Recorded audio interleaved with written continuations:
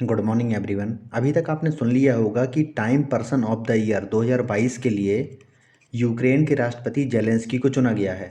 इसमें front page में उनकी जो फोटो है इसमें दी गई है। इसमें ये बताया जाता है कि पिछले 12 महीनों में जिस व्यक्ति ने दुनिया भर में सबसे ज़्यादा प्रभावित किया हो, दुनिया भर की घटनाओं में सबसे ज़्यादा जिनका नाम आया हो, उस व्यक्ति को इसके फ्रंट पेज में फ़ोटो इसमें दी जाती है। तो ऐसा करने वाले ये यूक्रेन के पहले व्यक्ति हैं। अगर मैं बात करूं तो जिस तरीके से आर्टिकल पब्लिश हुए हैं उनमें ये बताया जा रहा है कि द स्पिरिट ऑफ यूक्रेन इस time magazine person of the year. इस तरीके से बहुत सारे जो आर्टिकल हैं अलग अलग जो न्यूज़पेपर में प्रकाशित हुए हैं और इसमें बहुत तरीके से उनको बताया गया है। अब मैं आगे की बात करूं तो इसमें ये बताया गया है कि टाइम मैगजीन ने यूक्रेन के राष्ट्रपति व्लादिमीर जेलेंस्की के साथ द स्पिरिट ऑफ यूक्रेन को 2022 का पर्सन ऑफ द ईयर घोषित किया गया है। इसमें ये भी बताया जाता है कि ये अवार्ड उस व्यक्ति को दिया जाता है जिसने पिछले 12 महीनों में वैश्विक घटनाओं पर सबसे अधिक प्रभाव डाला हो। इस पुस्तक के लिए अन्य जो फाइनलिस्ट थे इसमें ईरान के जो प्रदर्शनकारी हैं, इसमें ये बताया गया है कि ईरान में पिछले कई महीनों से बहुत सारे प्रदर्शन हो रहे हैं हिजाब को लेके। तो इसमें ये बताया गया है कि जिस तरीके से वहाँ पे प्रोटेस्ट हुए हैं और जिस तरीके से जो अपनी सरकार के खिलाफ जो उन्होंने बोला है कि हमें हिजाब नहीं चाहिए, इस चीज़ को जिस तरीके से 1979 में उन्होंने इस रूल को इम्पोज किया था अगर मुस्लिम रिवॉल्यूशन के टाइम पे, तो उन्होंने इस चीज़ के जो विरोध के लिए इनको इसमें फाइनलिस्ट में नाम दिया गया है। दूसरे नंबर पर इसमें जो चीन के राष्ट्रपति शी जिनपिंग थे और दुनिया के सबसे अमीर व्यक्ति एलॉन मस्क भी इसमें रेस में शामिल थे।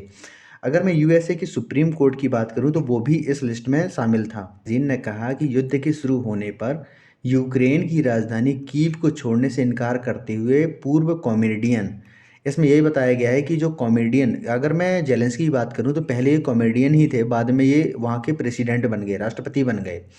तो उन्होंने ये बोला गया कि जिस तरीके से वहाँ पे युद्ध हुआ है तो वो अपने देश को छोड़कर नहीं भागे और अपने देश को, देश की जनता को संबोधित करते रहे और वहाँ पे अपने देश के अनेक हिस्सों में यात्रा भी उन्होंने की है। तो इसके लिए उनको time person of the year से सम्मानित किया गया है और उनको फ्रंट पेज में इसमें नाम दिया गया है। अगर मैं पिछले 10 सालों की अगर मैं बात करूं तो इसमें 2012 में बराक ओबामा को इसमें स्थान दिया गया था। 2013 की अगर मैं बात करूं तो पोप फ्रांसिस जो थे उनको इसमें स्थान दिया गया था। 2014 में जो इबोला फाइटर्स थे जो अफ्रीका में जिस तरीके से इबोला वायरस का जिस तरीके से उन्होंने सामना किया था तो उनको इसमें स्थान दिया गया था। अगर 2015 की बात करूं तो एंजेला मार्केल को इसमें स्थान दिया गया था जो जर्मनी की चांसलर थी। 2016 में डोनाल्ड ट्रंप को इसमें स्थान दिया गया था और 2017 में जो मी टू कैंपेन जो चला था द साइलेंस ब्रेकर के नाम से, तो उनको इसमें स्थान दिया गया था। 2018 में द गार्जियन के जो संपादक थे, अगर मैं जमाल खशोगी की अगर बात करूं, जिस तरीके से उनकी हत्या हुई थी तो उनको स्थान दिया गया था। 2019 में ग्रेटा थुनबर्ग जो इन्वायरमेंट से दुनिया भर को इन्वायरमेंट की बात करती हैं तो उनको इसमें स्थान दिया गया था। 2020 में जो बाइडेन और कमला हैरिस को इसमें स्थान दिया गया था जो यूएसए के प्रेसिडेंट और वाइस प्रेसिडेंट हैं, उनको इसमें स्थान दिया गया था। अगर मैं 2021 की बात करूं तो एलॉन मस्क, देखिए जो टेस्ला और इनका जो स्पेस एक्स है उनके जो फाउंडर हैं उनको इसमें स्थान दिया गया था। तो ये व्यक्ति हैं। अगर मैं स्थापना की बात करूं तो जो इसका जो स्थापना हुई थी वो 1927 में हुई थी, आज से 95 साल पहले। और इसमें जो पहले व्यक्ति इसमें नाम पाने वाले थे यूएसए के जो राष्ट्रपति उस टाइम पे थे, इसमें जो थे चार्ल्स लिंडनबर्ग, उस टाइम पे यूएसए के प्रेसिडेंट हुआ करते थे, उनको टाइम मैगजीन ने अपने में स्थान दिया था। अगर मैं बात करूं तो इसमें जो एकमात्र इंडियन इसमें शामिल हैं तो इसमें 1930 में महात्मा गांधी को इसमें स्थान दिया गया था। अगर मैं 1938 की बात करूं तो एडोल्फ हिटलर को इसमें नाम दिया गया था। अगर मैं 1939 की बात करूं, यूएसएसआर था, उसके जो राष्ट्रपति हुआ करते थे जोसेफ स्टालिन, उसको इसमें नाम दिया था। और 2007 में अगर मैं बात करूं, 2007 में व्लादिमीर पुतिन को भी इसमें नाम दिया गया था। अगर मैं 2021 की बात करूं तो 2021 में एलॉन मस्क को नाम दिया गया था, मैंने अभी आपको नाम बताया है इनका। और 2022 में जेलेंस्की को नाम दिया गया है। अब मैं आगे की बात करता हूँ क्या होता था कि इसमें और किन किन को नाम इसमें बताया गया है।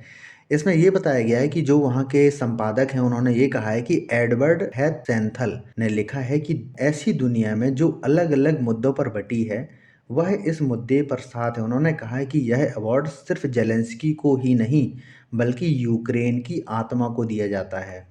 ये देखिए इनकी कहानी। इसमें एवगेन क्लोपेंटेको जो एक रसोइया है जैसे लोग शामिल हैं जिन्होंने यूक्रेन के हजारों लोगों को मुफ्त में भोजन और दवाइयां दी हैं। क्लोपेंटेको को रूस ने कई महीनों तक मतलब 2-3 महीने तक कैद में रखा है, बाद में उनको छोड़ा है। तो इस वजह से उनको और जो जेलेंस्की को इस पत्रिका में स्थान दिया गया है और फ्रंट पेज में उनको नाम दिया गया है।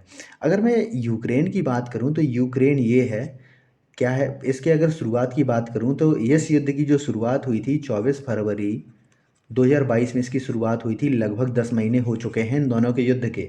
ये है रसिया, ये है यूक्रेन। पहले क्या होता था कि जो यूक्रेन है नाटो में शामिल होना चाहता था। उसके बाद नाटो ने ये रसिया जो है नाटो में शामिल होने के लिए मना करता रहा, लेकिन ये इसने जिद पकड़ ली। उसके बाद क्या होता था कि जो रसिया है, रसिया ने इसके ऊपर आक्रमण कर दिया। तो इसके बाद ये क्या होता था कि बहुत सारा जो स्थान है हार गए, लेकिन बाद में क्या होता था कि देखिए इनको बहुत सारा नुकसान हुआ है। अभी जो अगर मैं इनके देश की बात करूं तो लगभग 900 बिलियन डॉलर का इनको नुकसान हुआ है। अगर अपने देश को दोबारा खड़ा करना चाहते हैं तो इनको कम से कम 1 ट्रिलियन डॉलर इनको पैसा चाहिए। दूसरी बात यह है कि इनकी जो बहुत बड़ी पॉपुलेशन है वो भी अपने देश छोड़ के भाग गई है। तो इस तरीके से भी देख सकते हैं। और तीसरी बात इसमें ये है कि इन्होंने बहुत सारा क्या होता है कि जो यूरोपियन यूनियन है और यूएसए है, इनको बहुत ज़्यादा सप्लाई कर रहा है एमिशन। एमिशन का मतलब ये हुआ कि बहुत ज़्यादा वो हथियार हैं, वो इनको दे रहे हैं कि आप लड़ते जाओ। लेकिन इनको जो घाटा अभी तक हो चुका है, जो अभी तक इन्होंने जो हथियार खरीदे हैं लगभग 80 to 90 बिलियन डॉलर के इन्होंने हथियार ये खरीद चुके हैं। तो क्या ये मुफ्त में दे रहे हैं क्या? इनको बूस्ट दे रहे हैं कि टाइम पत्रिका में आपको नाम दे देंगे, ये कर देंगे, वो कर देंगे। वो तो ठीक है, नाम होता रहता है, लेकिन अपने देश को आप बर्बाद ही कर लोगे। इसलिए हमेशा ये बोला जाता है कि किसी देश को एक अच्छा लीडर मिल जाए तो वो देश रातों रात बहुत ऊंचाइयों ही पहुंच सकता है। अगर किसी देश को एक जेलेंस्की जैसा मिल जाए तो अपने देश को ध्वस्त भी कर सकता है। तो कॉमेडियन और राजनीतिज्ञ में यही अंतर होता है, तो यही हमने सामने देखा है। तो आशा करता हूँ कि आपको वीडियो अच्छा लगा होगा। अगर आपको वीडियो अच्छा लगा हो तो प्लीज़ इसको लाइक कीजिए, सब्सक्राइब कीजिए एंड शेयर कीजिए। धन्यवाद।